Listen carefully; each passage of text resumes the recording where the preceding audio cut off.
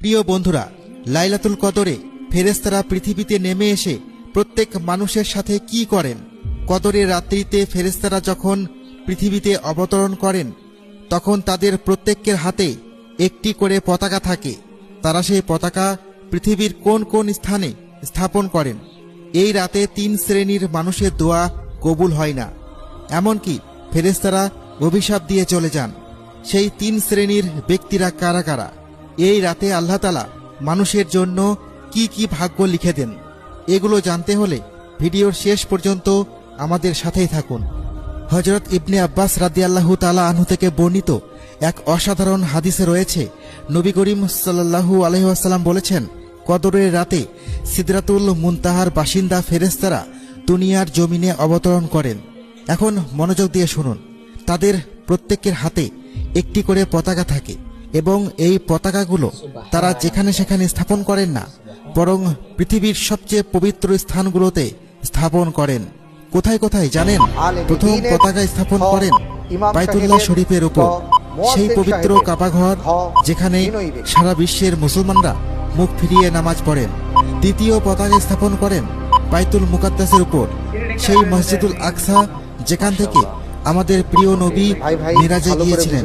তৃতীয় পতাকা স্থাপন করেন মসজিদে নববীর উপর, যেখানে রাসূলুল্লাহ সাল্লাল্লাহু আলাইহি ওয়াসাল্লাম চিরনিদ্রায় শায়িত আছেন। চতুর্থ পতাকা স্থাপন করেন সিনাই পর্বতের উপর, যেখানে আল্লাহ তাআলা হযরত মুসা আলাইহিস সালামের সাথে কথা বলেছিলেন। ভাবুন একবার, এই পবিত্র স্থানগুলোতে সেই রাতে নূরের পতাকা উঠছে, কি অসাধারণ দৃশ্য হবে সেটা। কিন্তু এখানেই শেষ নয়, এবার আসছে সেই তথ্য যেটার জন্য আপনি অপেক্ষা করেছিলেন। মনে আছে আমরা বলেছিলাম ফেরেশতাদের সংখ্যার কথা। মুসনাদে আহমদ হাদিস নম্বর 519 স্পষ্ট উল্লেখ আছে, লাইলাতুল কদরের রাত্রিতে পৃথিবীর জমিনে ফেরেশতারা এত বেশি পরিমাণ অবতরণ করেন যে তাদের সংখ্যা পৃথিবীর সকল পাথরকুচির চেয়েও বেশি। একটু ভাবুন, পৃথিবীতে কত পাথর আছে, সমুদ্রের তীরে, পাহাড়ে, মরুভূমিতে, সব মিলিয়ে কোটি কোটি ট্রিলিয়ন ট্রিলিয়ন পাথরকুচি, আর ফেরেশতাদের সংখ্যা তার চেয়েও বেশি। এবং এই ফেরেশতাদের নেতৃত্ব দেন কে জানেন? স্বয়ং হযরত জিবরাইল আলাইহিস সালাম, সেই মহান ফেরেশতা যিনি আল্লাহর বাণী নিয়ে নবীদের কাছে আসতেন। হযরত আনাস রাদিয়াল্লাহু তাআলা আনহু থেকে বর্ণিত, আল্লাহ রাসূল সাল্লাল্লাহু আলাইহি ওয়াসাল্লাম ইরশাদ করেন, শবে কদরের রাতে হযরত জিবরাইল আলাইহিস সালাম ফেরেশতাদের একটি বিশাল জামাত সঙ্গে নিয়ে জমিনে অবতরণ করেন। এবার শুনুন সবচেয়ে মর্মস্পর্শী কথা। এই ফেরেশতারা কি করে জানেন? তারা ওই সকল বান্দাদের জন্য রহমতের দোয়া করতে থাকেন যারা দাঁড়ানো কিংবা বসা অবস্থায় আল্লাহ তাআলার জিকির এবং ইবাদত বন্দিগিতে মশগুল থাকেন।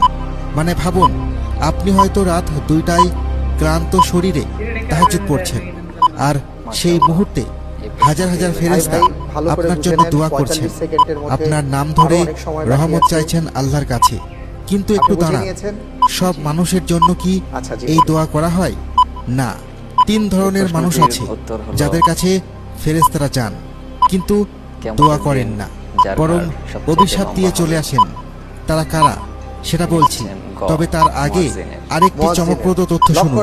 ইবনে আব্বাস রাদিয়াল্লাহু তাআলা আনহু বলেন, ফেরেশতারা হযরত জিবরাইল আলাইহিস সালামের হুকুম পেয়ে জমিনে ছড়িয়ে পড়েন এবং তারা কোথায় যান? প্রত্যেক ছোট বড় ঘরে, জঙ্গলে, এমনকি নৌকায় যেখানে একজন মুসলমান রয়েছে, ফেরেশতারা তাদের প্রত্যেকের নিকট গিয়ে মুসাফা করে আসেন। হ্যাঁ, ঠিক শুনছেন, মুসাফা মানে হাত মিলানো। এখন প্রশ্ন হলো, ফেরেশতারা তো নূরের তৈরি, আমরা তো তাদের দেখতে পাই না, তাহলে এই মুসাফা কিভাবে হয়? আলেমগণ বলেন, এই মুসাফা দ্বারা কল্যাণের দোয়া উদ্দেশ্য হতে পারে, আবার বাস্তবিক হাত মিলানোও হতে পারে, কারণ ফেরেশতারা নূরের তৈরি বলেই আমরা তাদের দেখতে পাই না এবং তাদের আগমনও অনুভব করতে পারি না।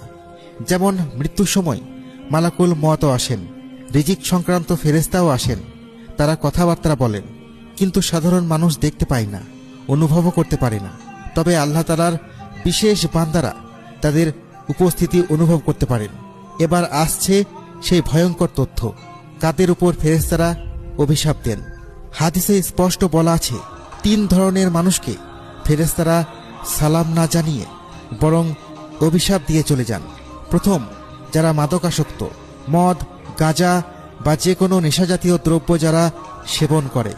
দ্বিতীয়, যারা শূকরের মাংস খায়, হারাম খাদ্য যারা গ্রহণ করে। তৃতীয়, যারা জাফরান ব্যবহার করে। এখানে জাফরান দ্বারা পুরুষদের জন্য নারীদের মতো সুগন্ধি ব্যবহার করা বোঝানো হয়েছে। এই তিন শ্রেণীর মানুষের কাছ থেকে ফেরেশতারা মুখ ফিরিয়ে নেন। কিন্তু এখনও সবচেয়ে বড় তথ্যটা বাকি। এই রাতে আল্লাহ তাআলা মানুষের ভাগ্যে ঠিক কি লিখে দেন, আগামী 1 বছর আপনার জীবনে কি ঘটবে, সেটা কি এই রাতেই ঠিক হয়ে যায়? আল্লাহ তাআলা সূরা দুখানের 3 থেকে 4 নম্বর আয়াতে বলেন, নিশ্চয় আমি এই কোরআনকে নাজিল করেছি এক বরকতময় রাতে। নিশ্চয় আমি সতর্ককারী। সে রাতে প্রত্যেক প্রজ্ঞাপূর্ণ বিষয়ে সিদ্ধান্ত অনুমোদিত হয়। ইবনে আব্বাস রাদিয়াল্লাহু তাআলা আনহু এই আয়াতের ব্যাখ্যায় বলেন, কদরের রাতে সৃষ্টি সম্পর্কিত এক গুরুত্বপূর্ণ বিষয়ের ফয়সালা স্থির করা হয়, যা পরবর্তী শবে কদর পর্যন্ত অর্থাৎ 1 বছরে সংঘটিত হবে। কি কি নির্ধারণ করা হয়? এই বছর কারা জন্মগ্রহণ করবে সেটা লেখা হয়, কে কে মারা যাবে সেটাও লেখা হয়, এবং কাকে কি পরিমাণ রিজিক দেওয়া হবে সেটাও এই রাতে ফয়সালা করা হয়ে থাকে। এবার সবচেয়ে শিহরণ জাগানো কথাটি শুনুন। হযরত ইবনে আব্বাস রাদিয়াল্লাহু তাআলা আনহু বলেন, তুমি হয়তো কোনো মানুষকে বাজারে হাঁটাচলা করতে দেখছো, হাসছে, কথা বলছে, পরিকল্পনা করছে, অথচ তার নাম মৃতদের তালিকায় ইতিমধ্যেই লিপিবদ্ধ হয়ে গেছে। একটু থামুন এবং ভাবুন, এই মুহূর্তে হয়তো আপনার পরিচিত কেউ হাসছেন, কথা বলছে, কিন্তু আগামী কদরের রাতের আগেই তার মৃত্যু হবে, সেটা ইতিমধ্যেই লেখা হয়ে গেছে। তাই এই রাতের গুরুত্ব কতটা সেটা নিশ্চয় বুঝতে পারছেন। কিন্তু সবচেয়ে বড় প্রশ্ন হলো, এই রাতে কোন গুনাহ মাফ হয়? শুধু ছোট গুনাহ নাকি বড় গুনাহ? হযরত আবু হুরায়রা রাদিয়াল্লাহু তাআলা আনহু বর্ণনা করেন, রাসূল করিম সাল্লাল্লাহু আলাইহি ওয়াসাল্লাম ইরশাদ করেন, যে ব্যক্তি ঈমানের সাথে সওয়াবের আশায় শবে কদরে আল্লাহ তাআলার ইবাদত বন্দেগী করে কাটাবে, আল্লাহ তাআলা তার পেছনের সমস্ত গুনাহ খাতা মাফ করে দিবেন। লক্ষ্য করুন, পেছনের সমস্ত গুনাহ, আপনি জীবনে যত ভুল করেছেন, যত পাপ কাজ করেছেন, সব মাফ। কিন্তু একটি শর্ত আছে, ঈমানের সাথে এবং সওয়াবের আশায়। মানে লোক দেখানো ইবাদত করলে হবে না, অন্তর থেকে বিশ্বাস রাখতে হবে এবং শুধুমাত্র আল্লাহর সন্তুষ্টির জন্য করতে হবে। অনেকে মনে করেন এই রাতে শুধু সগীরা গুনাহ মানে ছোট গুনাহ মাফ করা হয়, কিন্তু ইমাম নববী রহমতুল্লাহি আলাইহি বলেন, এই রাতের ইবাদতের দ্বারা সগীরা গুনাহ এবং কবিরা গুনাহ অর্থাৎ বড় গুনাহ ক্ষমা করে দেওয়া হবে। কিন্তু কেন? কারণ এই রাত্রিতে আল্লাহ তাআলার রহমতের ব্যাপক ঘোষণা রয়েছে। এটি আল্লামা মুনজিরি, আল্লামা ইরাকি সহ অনেক উলামায়ে কেরামের অভিমত। মনে আছে, শুরুতেই বলেছিলাম এই রাত 83 বছরের চেয়েও বেশি মূল্যবান। আল্লাহ তাআলা পবিত্র কুরআনের সূরা আল কদরে স্পষ্ট বলেছেন, কদরের রাত 1000 মাসের চেয়েও উত্তম। 1000 মাস মানে কত বছর? 83 বছর 4 মাস। মানে আপনি যদি এই একটি রাত সঠিকভাবে ইবাদত করেন, তাহলে আপনি 83 বছরের বেশিও সময় ইবাদত করার সওয়াব পেয়ে যাবেন। এই রাতের আরেকটি বৈশিষ্ট্য আছে। সাধারণত অন্যান্য রাতে শেষ তৃতীয়াংশ সবচেয়ে বরকতময়, কিন্তু শবে কদরের রাত পুরোটাই বরকতপূর্ণ। সূর্যাস্ত থেকে নিয়ে পরের দিন ভোর পর্যন্ত প্রতিটি মুহূর্ত সমান ফজিলতপূর্ণ। এতে রয়েছে শান্তি, নিরাপত্তা ও প্রশান্তি। মুমিনদের জন্য মঙ্গলজনক ও স্বস্তিদায়ক সবকিছুই এই রাতে ঘটে থাকে। কিন্তু একটা সমস্যা আছে, এই রাত কবে সেটা তো আল্লাহ তাআলা বলে দেননি। তাহলে আমরা কিভাবে বুঝব? তিনি জানিয়ে দিলে হয়তো মানুষ শুধু সেই একটি রাতকেই ইবাদত করত, কিন্তু না জানানোর ফলে মানুষ রমজানের শেষ দশকের প্রতিটি রাত ইবাদতে কাটায়। আল্লাহ রাসূল সাল্লাল্লাহু আলাইহি ওয়াসাল্লাম রমজান মাসের শেষ দশকের বেজোর রাত্রিগুলোতে লাইলাতুল কদর অনুসন্ধান করার নির্দেশ দিয়েছেন।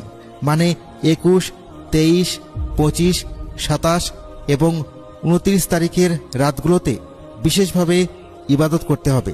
এখন প্রশ্ন হলো, এই রাতে কি কি আমল করবেন। 1. নামাজ পড়ুন, তাহাজ্জুদ, নফল সালাত যত বেশি সম্ভব। 2. কুরআন তেলাওয়াত করুন। এই রাতে কুরআন নাজিল হয়েছিল, তাই কুরআন পড়ার ফজিলত অনেক বেশি। 3. জিকির আজকার করুন, সুবহানাল্লাহ, আলহামদুলিল্লাহ, আল্লাহু আকবার, লা ইলাহা ইল্লাল্লাহ পড়ুন। 4. দরুদ শরীফ পড়ুন। 5. দোয়া করুন, নিজের জন্য, পরিবারের জন্য, সকল মুসলিম উম্মার জন্য। 6. এবং সবচেয়ে গুরুত্বপূর্ণ, তওবা ও ইস্তেগফার করুন। প্রিয় দর্শক, একবার ভাবুন, এই রাতে আপনি হয়তো ঘুমিয়ে থাকবেন অথবা ফোনে সময় নষ্ট করবেন, আর ঠিক সেই সময় লক্ষ কোটি ফেরেশতা পৃথিবীতে নামছেন। জিবরাইল আলাইহিস সালাম নিজের নেতৃত্ব দিচ্ছেন, তারা ঘরে ঘরে যাচ্ছেন। আপনার পাশের ঘরের মানুষ হয়তো ইবাদতে মশগুল, ফেরেশতারা তার জন্য দোয়া করছেন, তার হাতে হাত মিলাচ্ছেন, আর আপনি ঘুমিয়ে আছেন। 83 বছরের সওয়াব হারাচ্ছেন, আপনার সারা জীবনের গুনাহ মাফের সুযোগ হারাচ্ছেন। তাই আসুন আমরা যথাযথ গুরুত্বের সাথে এই রাতগুলোতে আল্লাহর ইবাদত করি, আল্লাহর সন্তুষ্টি অর্জনের চেষ্টা করি। আল্লাহ তাআলা যেন আমাদের সকলকে লাইলাতুল কদর পাওয়ার এবং সেই রাতে সঠিকভাবে ইবাদত করার তৌফিক দান করুন। আমিন।